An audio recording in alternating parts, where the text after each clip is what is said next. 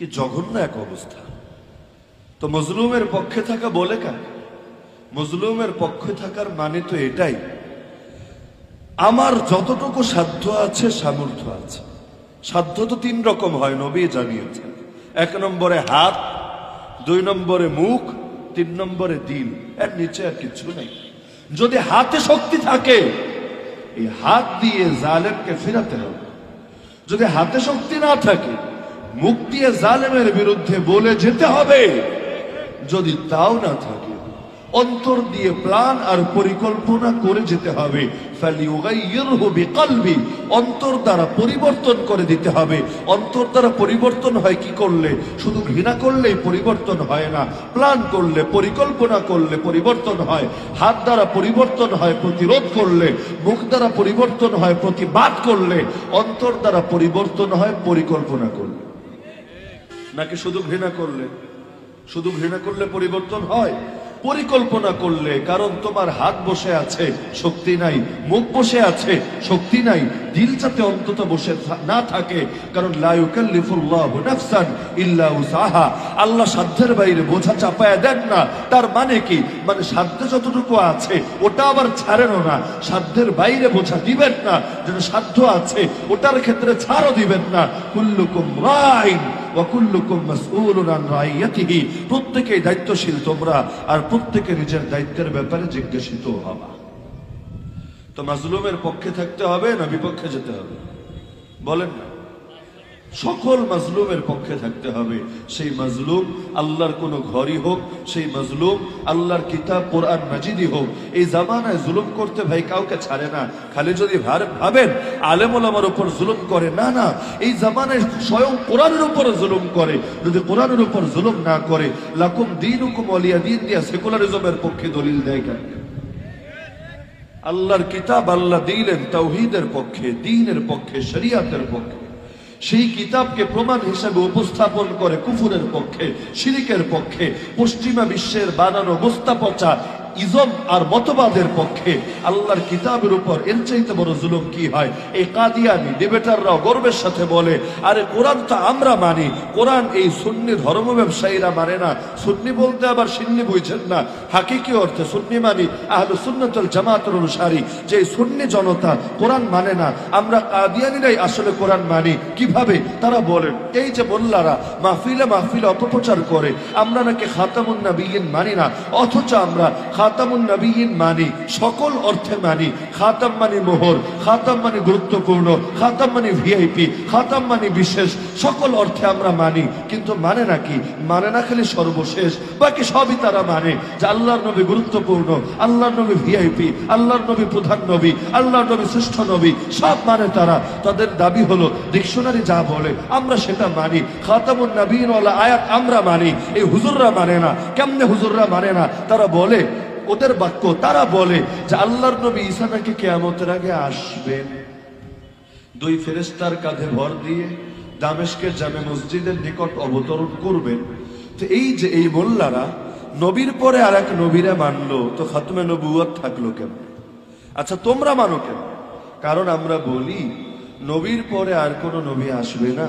তাহলে কাদিয়ানি কি বলবে? আসলে তো সে মাহদিয়ে মাউদ আর মসিহে মাউদ, মানে প্রতিশ্রুত মাহদি আর প্রতিশ্রুত ঈসা। তাহলে নবী বলো কেন? বলে নবী তো আসলে বলতে চাই না, সে তো ওই রকম নবীও না। এই কারণে দেখো না আলাদা কালেমা নাই, কালেমা তো আগেরটাই, লা ইলাহা ইল্লাল্লাহ মুহাম্মাদুর রাসূলুল্লাহ। তাহলে নবী দাবি করার দরকার কি? বলবে আসলে বলতে তো চাই না, কিন্তু হাদিস বলতে বাধ্য করে।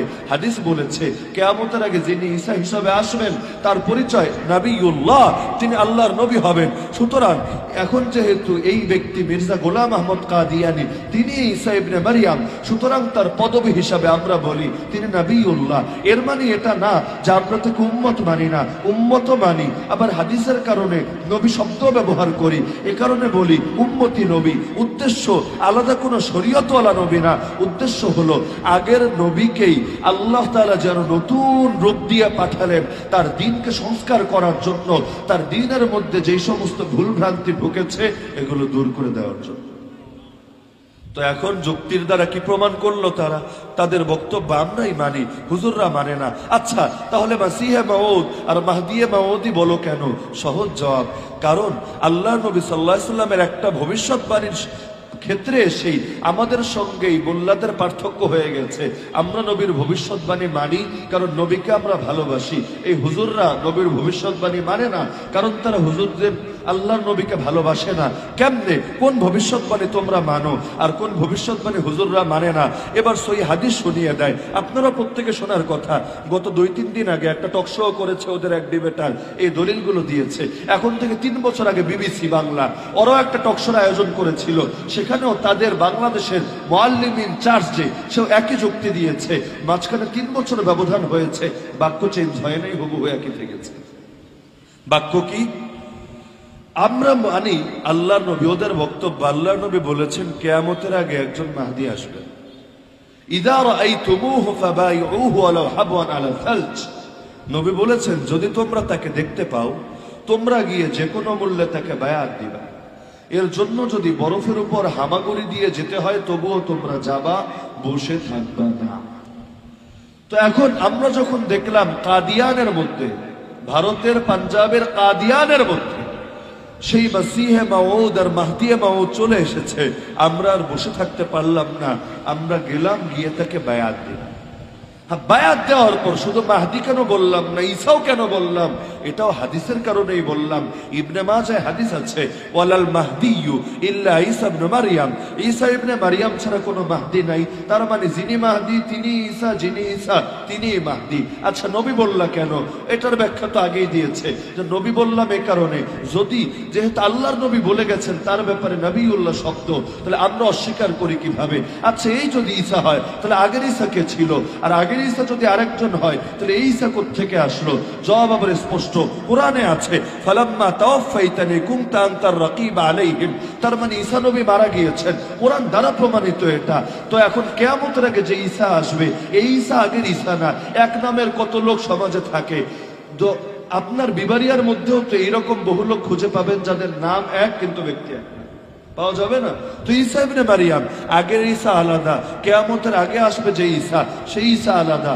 এখন তাহলে প্রশ্ন, ঈসার মায়ের নাম ছিল মারিয়াম, তো এখন এই বেটার মায়ের নাম তো মারিয়াম না, এটার সমাধান কি? এটার সমাধান আরো সহজ। সে নিজেই লিখেছে তার কিতাব কিস্তিয়ে নূহের মধ্যে, তার আরেক কিতাব বারাহিন আহমদিয়া, যেটা তার ওহীর সংকলন, সেটার রেফারেন্সে যে সে নিজেই দুই বছর পর্যন্ত ছিল মারিয়াম।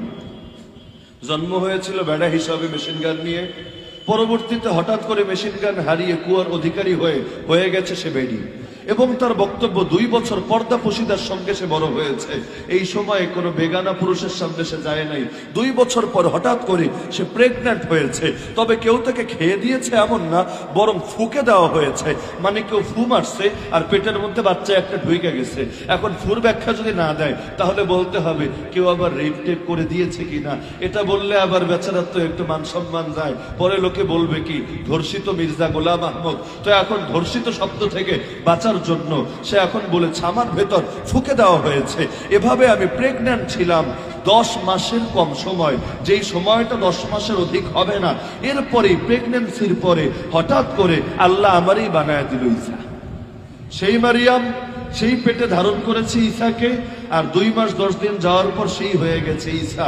সুতরাং সে হলো ঈসা ইবনে মারিয়াম, আলাদা করে মার খোঁজা লাগবে না। তো কত যুক্তি।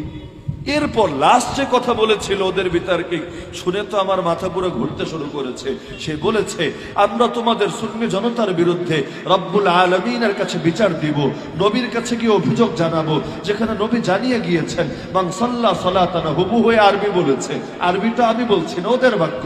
আল্লাহ নবীর হাদিস উল্লেখ করে মান সাল্লা সালাতানা ওয়াস্তাকবালা কিবলাতানা ওয়া আকালা যাবিহাতানা ফাযালিকাল মুসলিম আল্লাযী লাহু যিম্মাতুল্লাহি ওয়া যিম্মাতু রাসূলিহি ফালা তুগফিরুল্লাহ ফি যিম্মাতিহি। কারো যদি সন্দেহ হয় যে বাক্যগুলো আমি বানিয়ে বলছি কিনা, আপনারা ফেস দ্য পিপলেই কাদিয়ানে যে ডিবেটার এসে আলোচনা করেছে 3-4 দিন আগে, আর বিবিসি বাংলা 3 বছর আগে যে প্রতিবেদন করেছে, বাসায় গিয়ে নিজেই যাচাই করে দেখেন।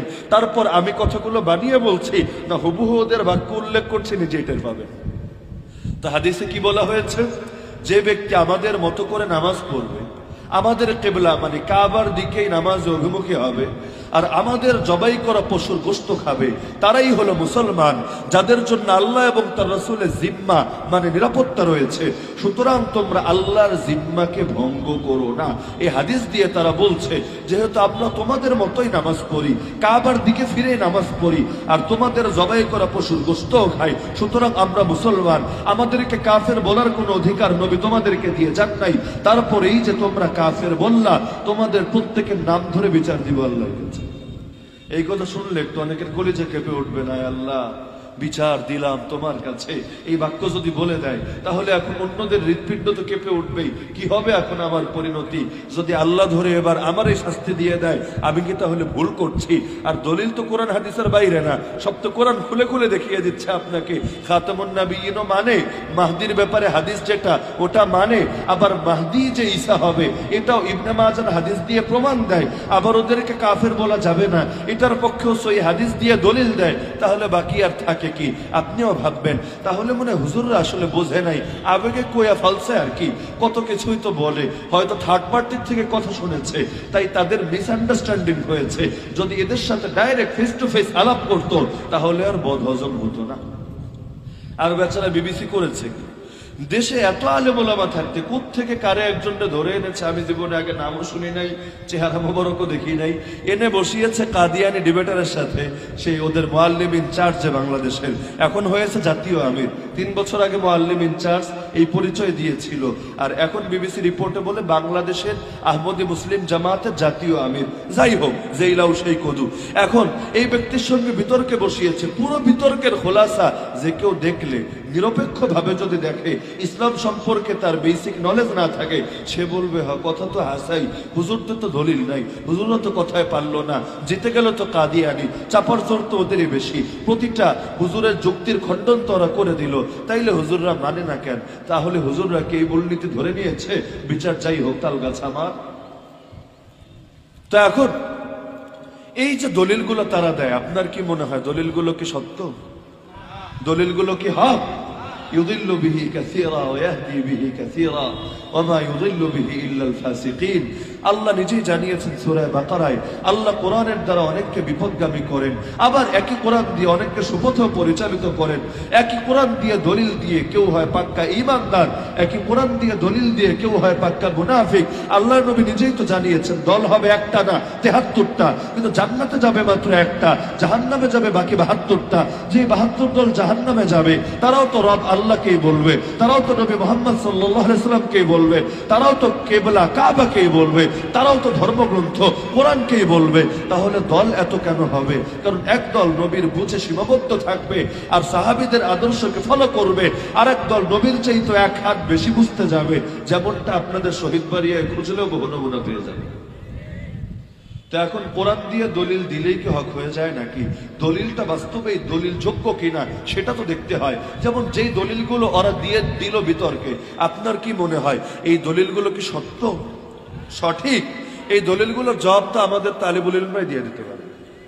তারপর অল্প অল্প একটু 2টা পয়েন্ট ধরাই দেই শুধু আমাদের জেনারেল ভাইদের জন্য, একেবারেই অতি সংক্ষেপে। তারপর নিজেই আপনি বুঝবেন যে দলিলগুলোর ওয়েট কতটুকু। সেই যে দাবি করলো যে মাহদিকে পেলে নবী বায়াত দিতে বলেছেন, বরফের পাহাড়ের উপর হামাগুড়ি দিয়ে হলেও যত কষ্টই হোক না কেন মাহদির সঙ্গ বর্জন করা যাবে না, মাহদির কাফেলায় অন্তর্ভুক্ত হতে হবে, মাহদিকে বায়াত দিতে হবে। নবী কি কথা এতটুকুই বলেছেন, নাকি সেই মাহদি কোন বংশের হবে, তার বাপের নাম কি হবে, মায়ের নাম কি হবে, নাক কেমন হবে, চোখ কেমন হবে, তার বডি কেমন হবে, দেখতে শুনতে কেমন হবে, জিহাদ কোথায় করবে, কার বিরুদ্ধে করবে, কোন কোন জমিনে ইসলামের পতাকাকে সমুন্নত করবে, কিভাবে কনস্টান্টিনোপলকে জয় করবে, কিভাবে ক্রুসেডের পরাজয় ঘটাবে, আর আল্লাহর জমিন আল্লাহর দ্বীনের বিজয় ঘটাবে, কিভাবে আল্লাহর খলিফা আল্লাহর নবী ঈসাকে রিসিভ করবে। এই সমস্ত আলামত তো আল্লাহর নবী বিস্তারিত ভাবে বলে গিয়েছেন। এখন শুধু একাংশ নিলা, বাকি অংশে আড়াল করে দিলা, এটাকে তো দলিলের অনুসরণ বলে না, বরং দলিলে কাটছাট করে নিজের নফসের অনুসরণ করা বলে। কারণ আল্লাহ নবী কি কথা বলেছেন যে মাহদি আসবে মির্জা বংশে? নাকি আল্লাহ নবী বলেছেন মাহদি আসবে আহলে বাইত থেকে, তার নিজের বংশ থেকে, যারা হবে, যিনি হবেন কুরাইশি, যিনি হবেন হাশিমি। মাহদি কারো নাম হবে না, মাহদি হলো তার পদবী, লাকব।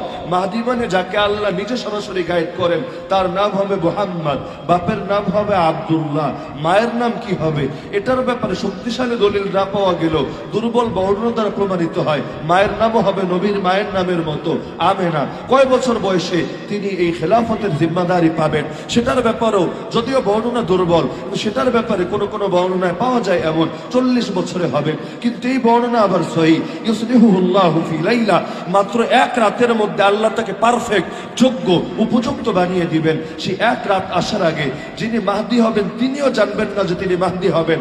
আল্লাহ এক রাতের মধ্যেই তাকে এই পদবীর জন্য যোগ্য আর উপযুক্ত বানিয়ে দিবেন। তিনি মানুষকে বায়াতের জন্য আহ্বান করবেন না, বরঞ্চ লোকে গিয়ে তাকে খুঁজে বের করবে, বের করে তাকে জোর করবে, আপনি আমাদের বায়াত নেন। কিন্তু তিনি বায়াত নিতে চাইবেন না, এত বড় গুরুদায়িত্ব নিজের কাঁধে তুলে নিতে তিনি সম্মতি প্রকাশ করবেন না। শেষে যারা তাকে বায়াত দিতে যাবে 313 জন, তারা তাকে জোর করে বলবে, শোনেন, যদি বায়াত আপনি না নেন তাহলে গোটা উম্মতের এই করুণ হালতের দায়ভার আপনার কাঁধে নিতে হবে, রাজি আছেন তো দায়ভার নিতে? তখন তিনি বলবেন, না, আমি আল্লাহকে ভয় করি, আমি এত বড় দায়ভার নিতে পারবো না, ঠিক আছে আমি তোমাদের বায়াত নিলাম। তখন তিনি উম্মতের পক্ষ থেকে বায়াত নিবেন। তো তিনি কোন জায়গায় আসবেন, কোন জায়গায় গিয়ে উম্মত থেকে বায়াত দিবে, সকল আলামত আল্লাহ নবী সাল্লাল্লাহু আলাইহি ওয়াসাল্লাম বিস্তারিত বলেছেন।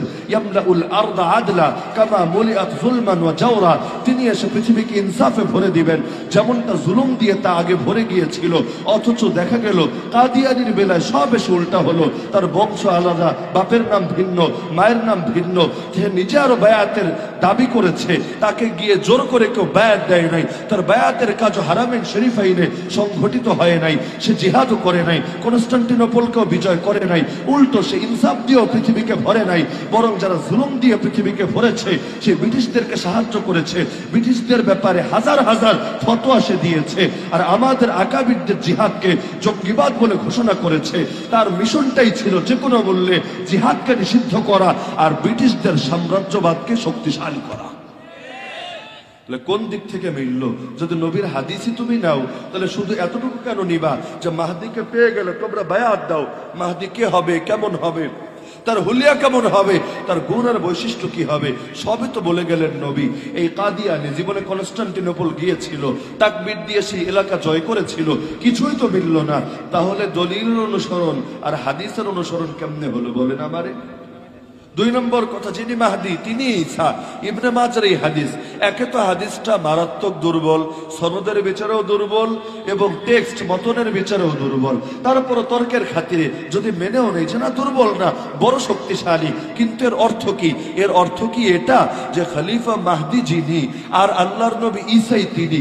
যদি কেউ দাবি করে অর্থ এটা, এর চাইতে বহু শক্তিশালী হাদিস এমন কিছু এই মুসলিমের হাদিসের মধ্যেও আছে। আল্লাহর খলিফা মাহদি ফজরের নামাজের জন্য প্রস্তুতি নেবেন, জামাত শুরু হওয়ার উপক্রম হবে, একামত হবে, এমন সময় আল্লাহর নবী ঈসা আসমান থেকে 2 ফেরেশতার কাঁধে ভর করে দামেস্কের জামে মসজিদের নিকট অবতরণ করবেন। আল্লাহর খলিফা মাহদি তাকে দেখে বলবেন, আপনি সামনে এগিয়ে যান, আপনি ইমামতি করেন, আমরা আপনার পেছনে নামাজ আদায় করব। তখন নবী ঈসা আলাইহিস সালাম বলবেন, না না, তুমি যাও, তুমি ইমামতি করো, আমি তোমার পেছনে নামাজ আদায় করব।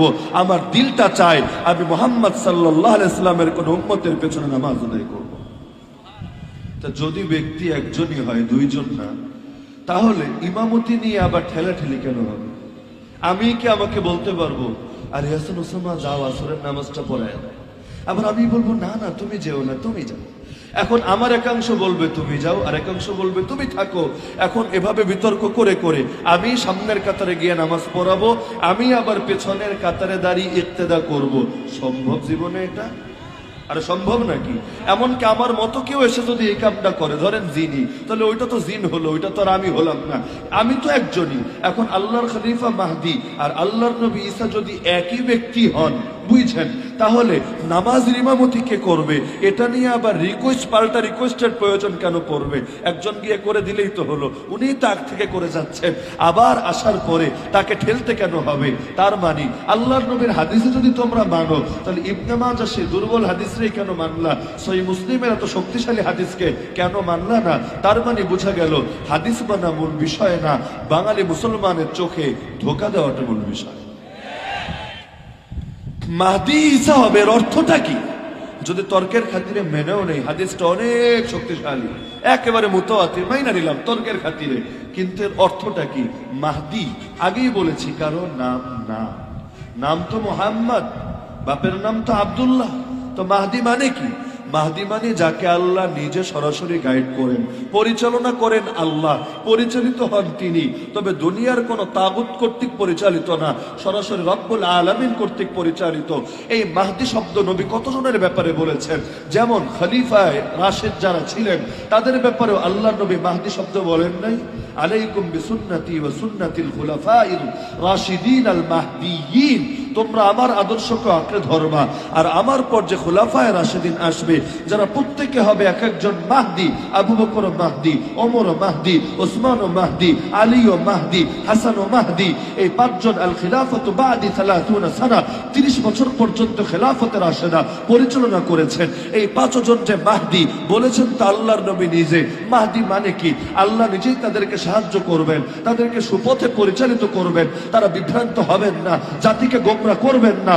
ওমর রাদিয়াল্লাহু আনহু যখন উম্মতের সামনে 20 রাকাত তারাবির ব্যাপক আমল জারি করবেন, তখনও তিনি গোমরা হবেন না। যখন 3 তালাকের ফতোয়া জারি করবেন, তখনও গোমরা হবেন না, কারণ তারা প্রত্যেকে হবেন এক একজন মাহদি।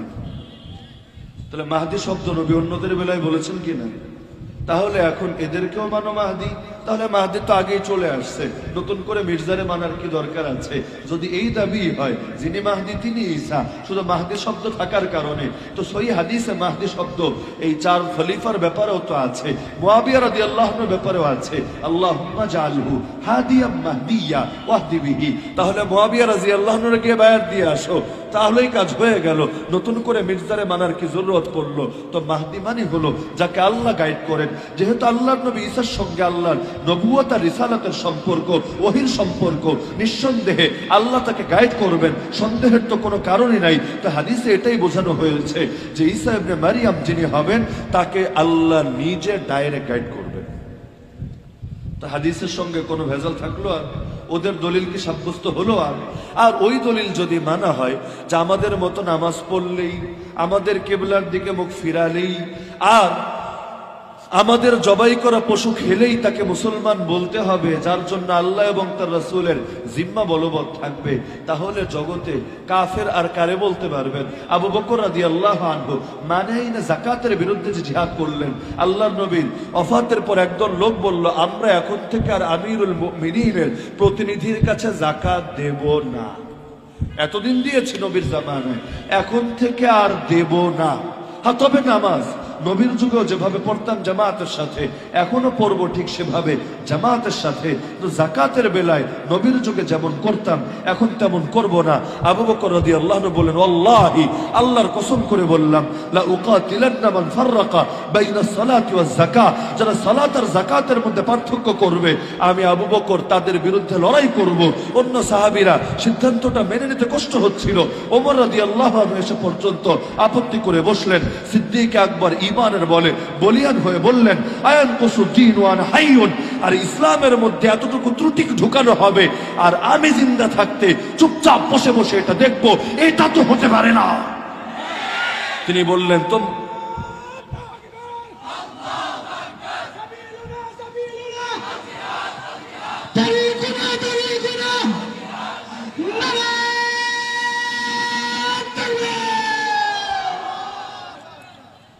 তিনি বললেন তোমরা কেউ যদি আমার সঙ্গ না দাও সেটা তোমাদের ব্যাপার, কিন্তু কেউ সঙ্গ দাও বা না দাও, সিদ্দিক আকবর একা নেমে যাবে ময়দানে, তরবারি হাতে নিয়ে আমি কারো কথা শুনবো না, আল্লাহর নবীর দ্বীনের মধ্যে যারা বিকৃতি করবে ওদের একটাকেও ছাড়বো না। তো কেন গেলেন তাদের বিরুদ্ধে লড়াইয়ে? পরবর্তীতে সব সাহাবী ইজমা হয়ে গেল এই ব্যাপারে, সকলে নেমে পড়লেন তার সাথে।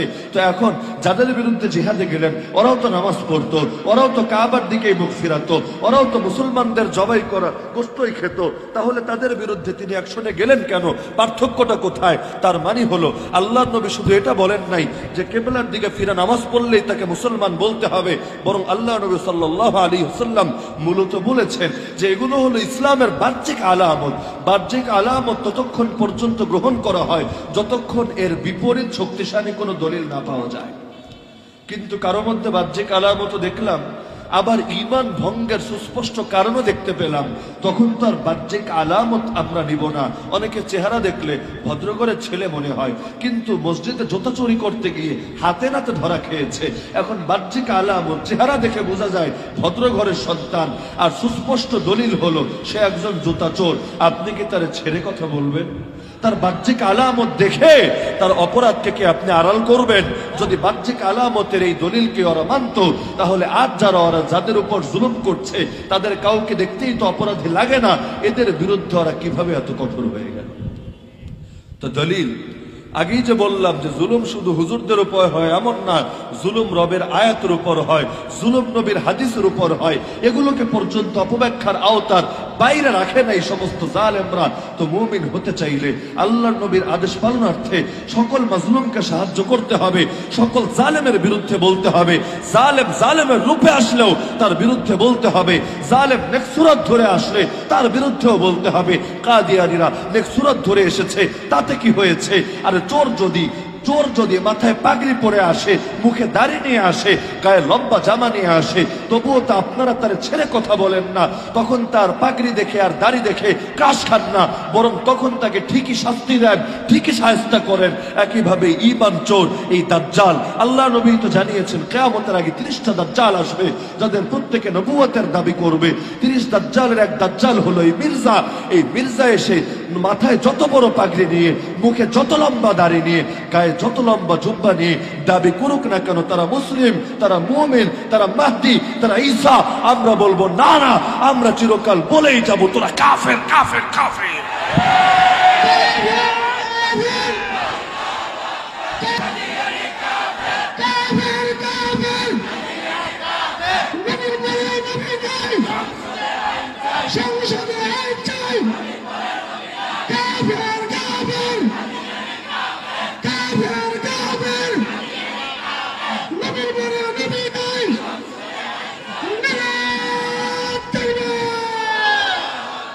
আমরা কারো কলিজা চিরে তার ব্যাপারে ঈমানের ফতোয়া দেই না, আবার কারো কলিজা চিরে তার ব্যাপারে কুফরের ফতোয়া দেই না। আল্লাহর নবী আমাদেরকে এটা বলেন নাই মানুষের কলিজা চিরে তাদের ফয়সালা করতে হবে। আমরা মানুষের কথা দেখব, মানুষের কাজ দেখব। এদের মুখে যখন কুফরের কথা দেখলাম, এদের কাজের মধ্যে যখন কুফরের কাজ দেখলাম, আমরা ফতোয়া দিতে দ্বিধা করব না। কাদিয়ানীরা নামাজ পড়লেও কাফের, রোজা রাখলেও কাফের, হজ করলেও কাফের, যাকাত দিলেও কাফের, কোরআন শরীফ পড়লেও কাফের, হাদিস দিয়ে দলিল দিল কাফের। ওরা যাই করুক না কেন ওরা কাফের।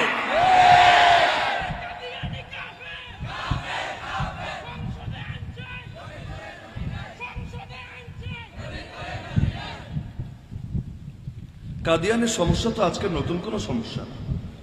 এখন থেকে 100 বছর আগেই তো আমাদের আকাবিররা ওদের মুখোশ খুলে দিয়েছে। সমাধান তো বহু আগেই হওয়া দরকার ছিল, কেন হয় নাই আল্লাহ ভালো জানে।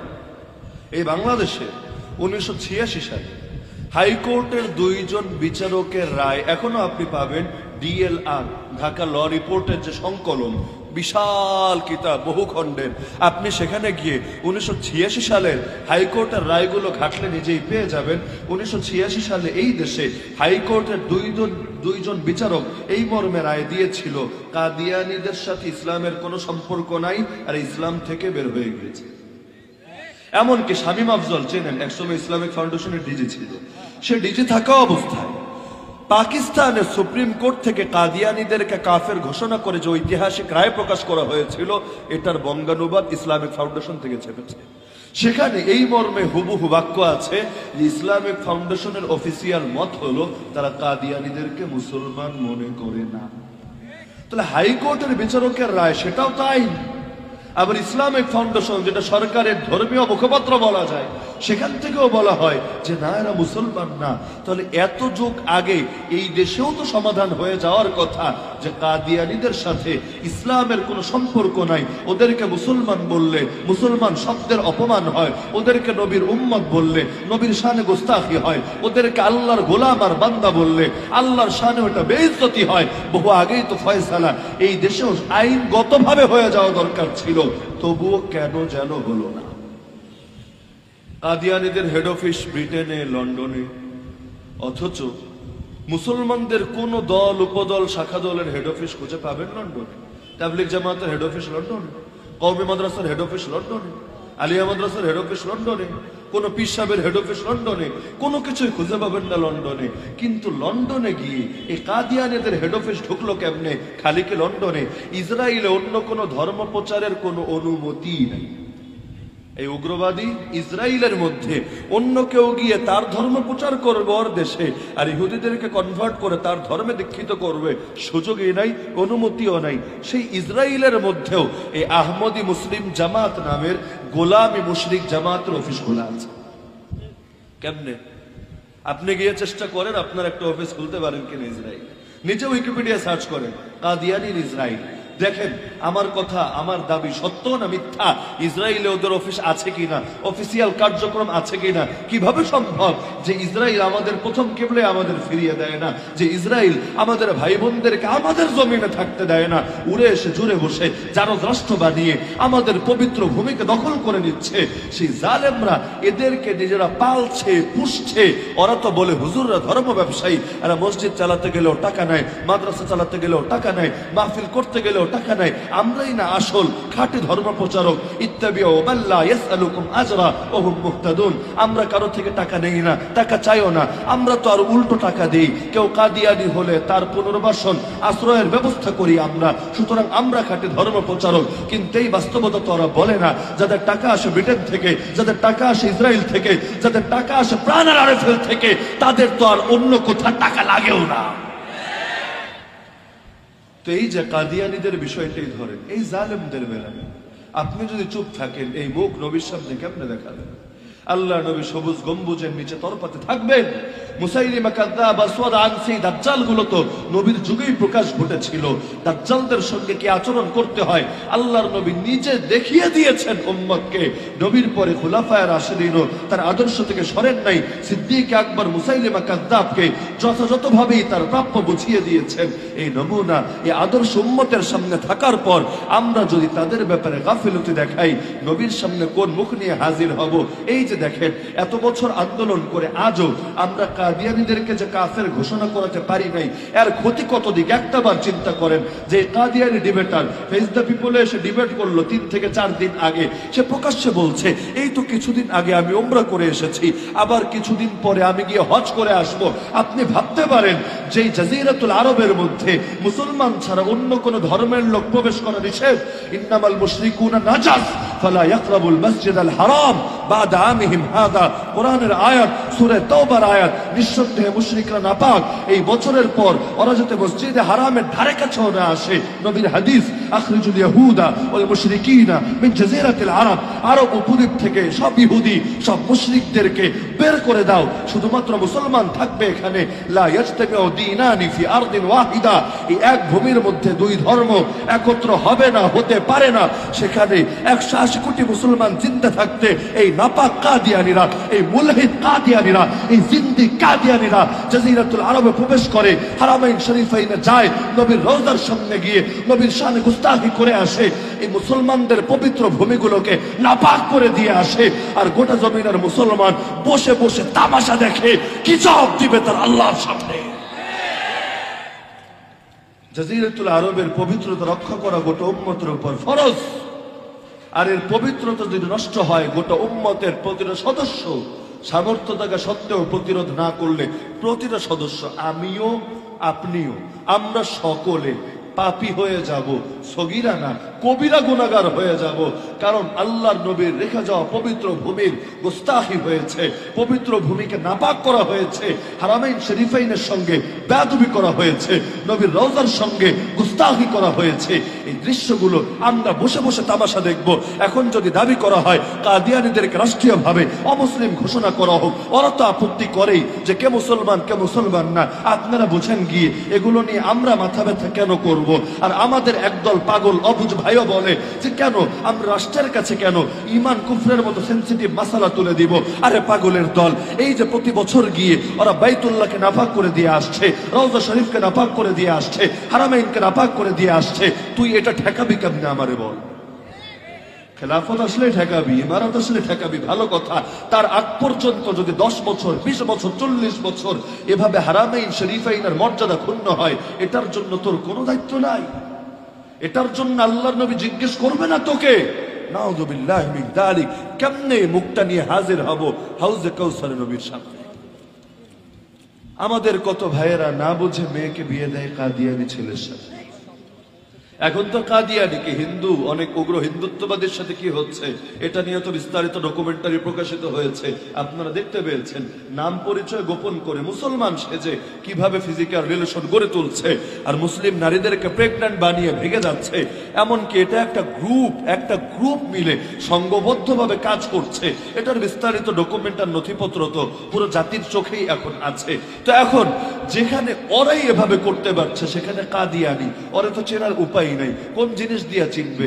ওই সমস্ত হিন্দুত্ববাদীরা তো চিনেছে, তাও বলেছে মহিলা যে বিছানায় যাওয়ার পর তার লজ্জাস্থান দেখে বুঝেছে যে না এটা তো মুসলমান না, সে ধোঁকা দিয়েছে, প্রতারণা করেছে। ওদের তো খতনাও করা থাকবে, চিনবে কেমনে? তাহলে এই কাদিয়ানি যতদিন পর্যন্ত নাগরিক পরিচয় পত্রে, আইডি কার্ডে, জন্ম সনদে, স্কুল সার্টিফিকেটে সবকিছুতে ধর্ম পরিচয় লেখা থাকবে মুসলমান, আরে প্রত্যেকে কি এত সচেতন নাকি? সে গিয়ে যাচাই করবে কার আকীদা কি, কার ভেতরের মতাদর্শ কি? কত মানুষ না বুঝে নিজের মেয়েদেরকে বিয়ে দিবে ওদের সাথে। এই পাপের দায়ভার কে?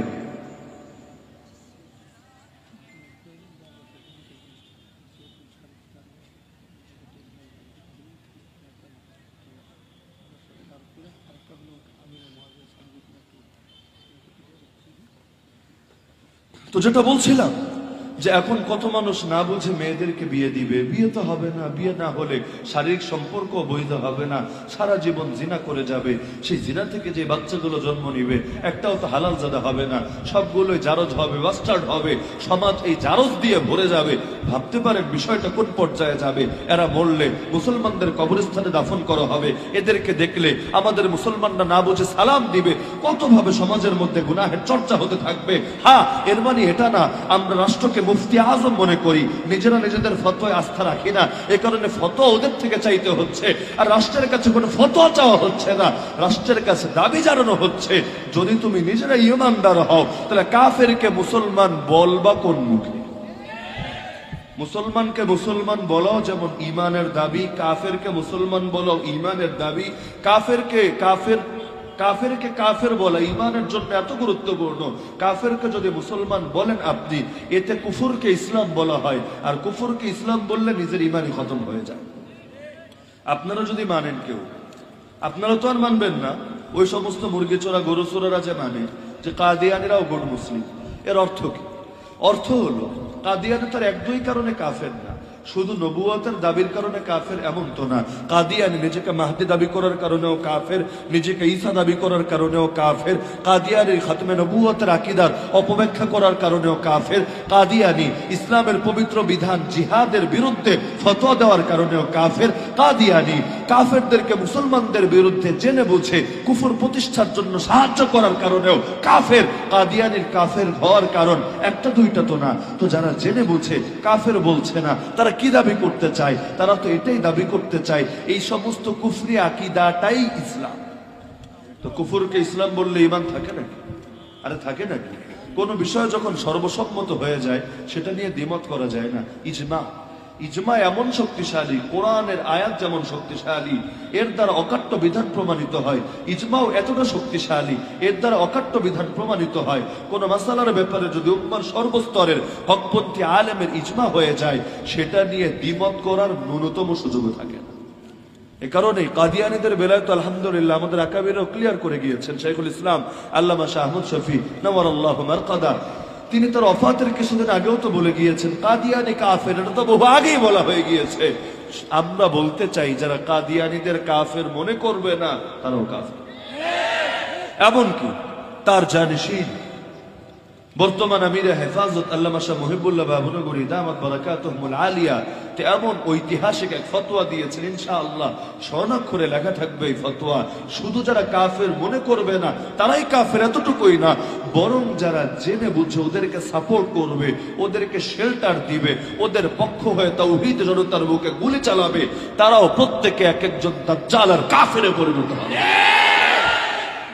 তো সদা সর্বদা মাজলুমের পক্ষে থাকতে হবে, জালেমের বিপক্ষে থাকতে হবে। জালেমকে আশ্রয় দেওয়া যাবে না, মাজলুমের সহযোগিতা পরিহার করা যাবে না। করলে কি হবে জানেন?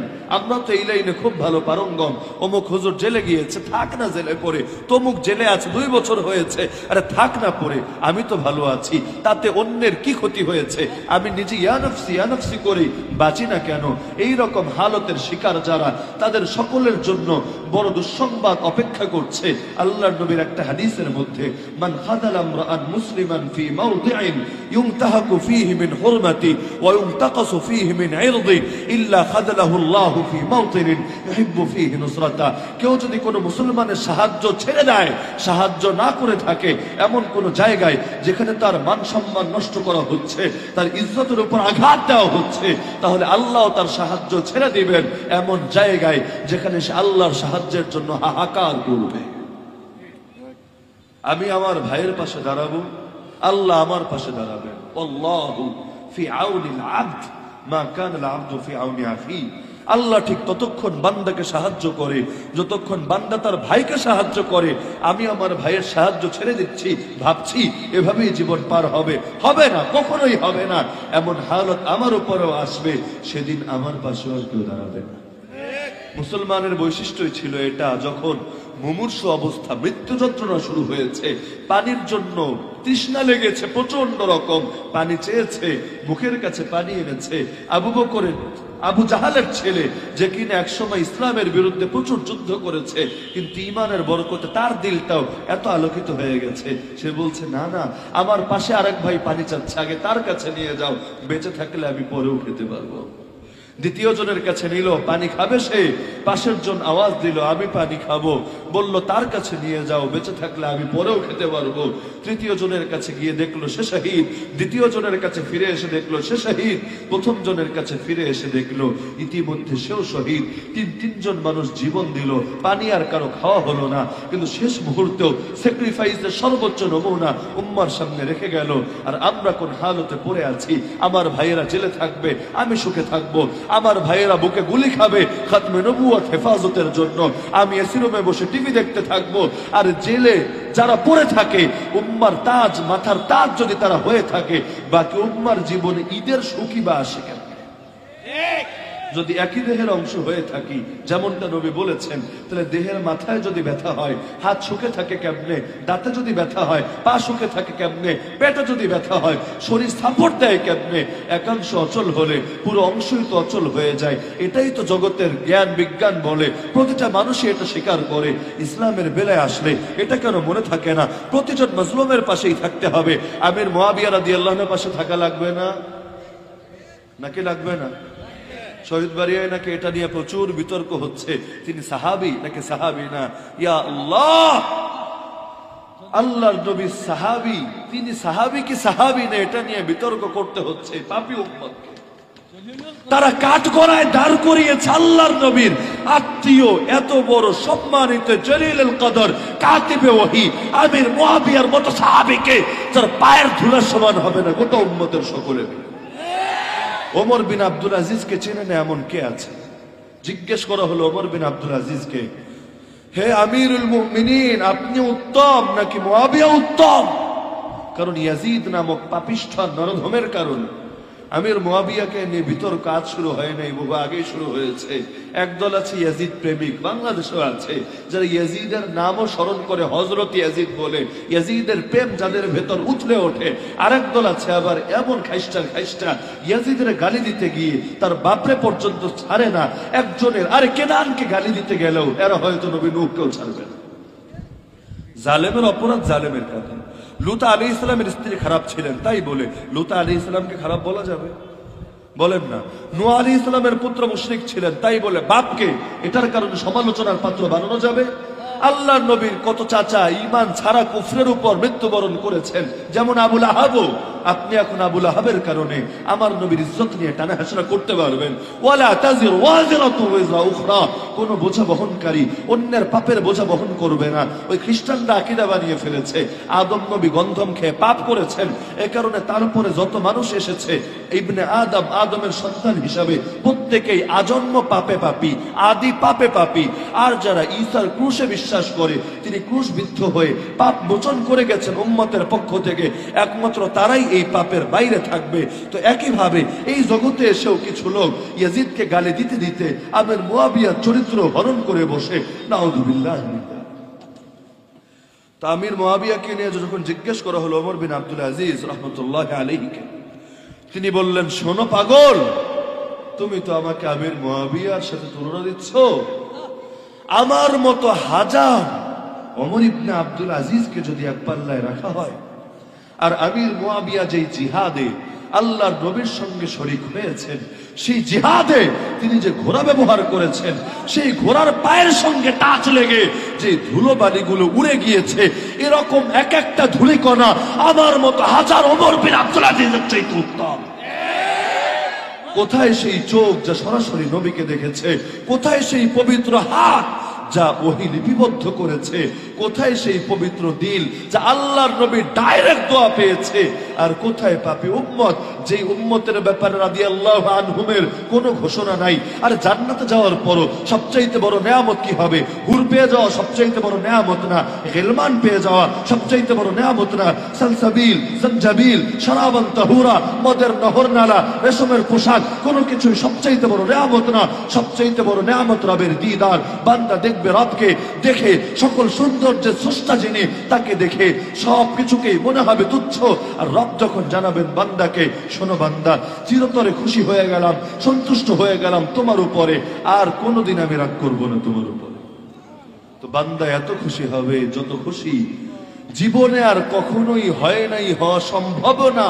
যেই সন্তুষ্টির ঘোষণা জান্নাতে গিয়ে পাওয়ার পরও যেটা হবে আমাদের জন্য সর্বোচ্চ নেয়ামত, সেই সন্তুষ্টির ঘোষণা যারা পেয়েছেন এই জমিনে বসে, এই পৃথিবীতে বসে, তাদেরকে বিচারের কাঠগড়ায় যারা তোলে, ওদেরকে মানুষ বললেও মানুষ শব্দ অপমান করে। রাদিয়াল্লাহু আনহুম সুসংবাদ পেয়ে গেলেন জমিনে, আমরা পাবো জান্নাতে, ওয়া রিদওয়ানুম মিনাল্লাহি আকবার। আল্লাহ সামান্য সন্তুষ্টিও সবচাইতে বড়। এই মাজলুমদের সঙ্গে আল্লাহর ওয়াস্তে তামাশা করবেন না। আরে সাহাবীরা আমাদের আকীদার অংশ, ইতিহাস দিয়ে আকীদা নিয়ে মাপতে আসবেন না।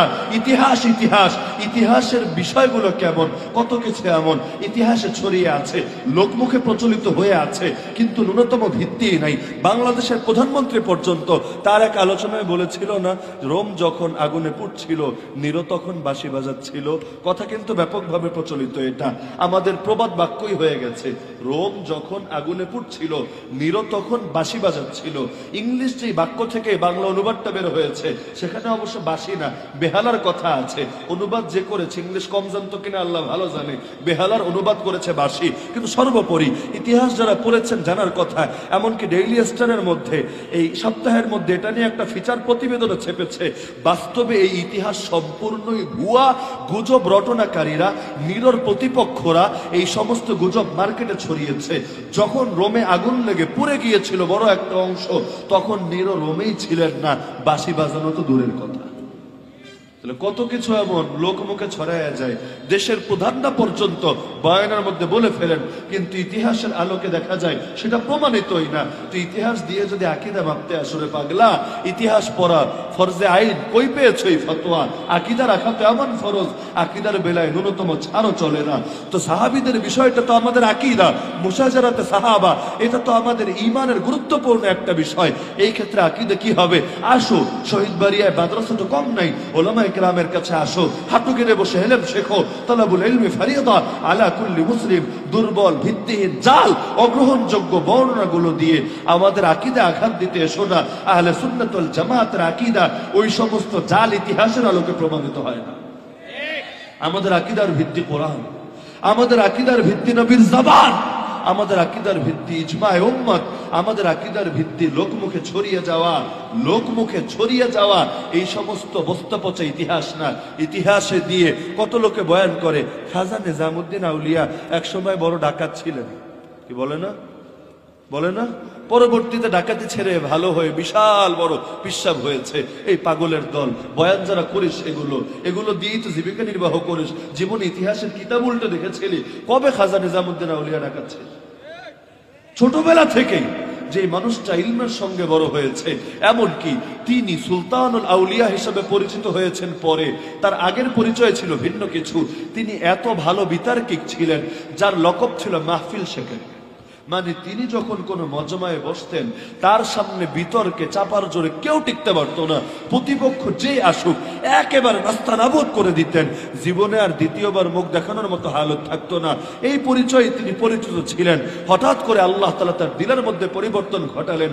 তিনি যদি বড় বিতর্কিক হতেন, এই দেশের কয়েকজন মানুষ তারে চিনত, কিন্তু সেই বিতর্কের পথ ছেড়ে অন্য পথে আসলেন। যেমন ইমাম আবু হানিফা একসময় বহুত বিতর্ক করেছেন, নিজেই বলেন বসরায় 70 বার গিয়েছি, মুতাজিলাদের সাথে বিতর্ক করেছি, প্রতিবার বিতর্কে হারিয়ে ওদের মুখে চুনকালি নেমে গেছি, কিন্তু এই বিতর্কের কারণে উম্মত ইমাম আবু হানিফাকে চেনে নাই, চেনেছে তার পরবর্তী খেদমতের কারণে। সুলতানুল আউলিয়া খাজা নিজামুদ্দিন, আল্লাহ তাআলা তাকে পরবর্তীতে যে বুজুর্গি এবং উলায়াতের মাকাম দিয়েছিলেন, এটার বরকত উম্মত তাকে চেনেছে। নাহলে কত বিতর্কিক এলো আর গেল, যাদের নামও দুনিয়ার লোকে স্মরণ রাখে নাই। তো লোকমুখে ছড়ায় গেলেই সেটা দলিল হয়। ইতিহাস দিয়ে যারা মাপতে আসেন, আমির মুয়াবিয়া রাদিয়াল্লাহু আনহুকে আপনাদের মতো জালেম কেউ হয় না। মুয়াবিয়াকে নিয়ে যদি কথা বলতেই চান, আসেন ইলমের টেবিলে বসেন, প্রয়োজনে বিতর্কের আয়োজন করেন। এই সমস্ত মায়ের পিটাগিরি করে এই দেশ থেকে আমির মুয়াবিয়ার আদর্শ উৎখাত করা যাবে না ইনশাআল্লাহ। একজন সাহাবীর উপর আঘাত আসবে আর উম্মত বসে বসে আঙ্গুল চুষবে, হবে না। এটা মায়ের পিঠ দিয়ে কি কখনো হকের আলোকে দমানো যায় নাকি? আরে যায় নাকি?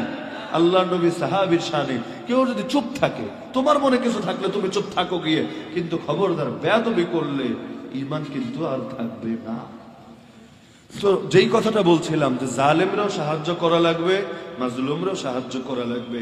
জালেমের সাহায্যের উপায় নবী বলেছেন তামনাউহু মিনাজ জুলম, ওকে জুলুম থেকে বাধা দিতে হবে, ফিরাতে হবে, হাত দুটো ধরে ফেলতে হবে, না হলে দোয়া করলেও দোয়া কবুল হবে না, আল্লাহর সাহায্য আমরা আর পাবো না। সুতরাং জালেমকেও জুলুম থেকে ফিরাতে হবে, সেই জালেম যেই হোক না কেন। মনে কষ্ট নিয়ে না। আমাদের হালত কেমন জানেন? দুর্বল বাতিল দিয়ে আমরা অনেক সরব হতে পারি, শক্তিশালী বাতিল দেখলে আমরা নিজেরাই আবার চুপসে সম্পূর্ণ নীরব হয়ে যাই। দুর্বল বাতিলের আতঙ্ক আর শক্তিশালী বাতিলের আতঙ্কে নিজে আতঙ্কে। এমন হওয়া যাবে নাকি? আল্লাহ নবীকে ভাগ করেছেন সব জালেমকে রুখে দিতে হবে। সেই জালেম যদি আমেরিকা হয় ওকেও রুখে দিতে হবে, সেই জালেম যদি নেটো হয় ওকেও রুখে দিতে হবে, সেই জালেম যদি ভারত হয় ওকেও রুখে দিতে হবে, সেই জালেম যদি ইসরায়েল হয় ওকেও রুখে দিতে হবে, সেই জালেম যদি চায়না হয় ওকেও রুখে দিতে হবে, সেই জালেম যদি এই দেশীয় কোনো ব্যক্তি হয় ওকেও রুখে দিতে হবে, সেই জালেম যদি কাদিয়ানি, হিজবুত তাওহীদ, আহলে কোরআন হয় ওদেরকেও রুখে দিতে হবে। সর্বপ্রকার জালেমকে ওদের জুলুম থেকে বাধা দিতে হবে।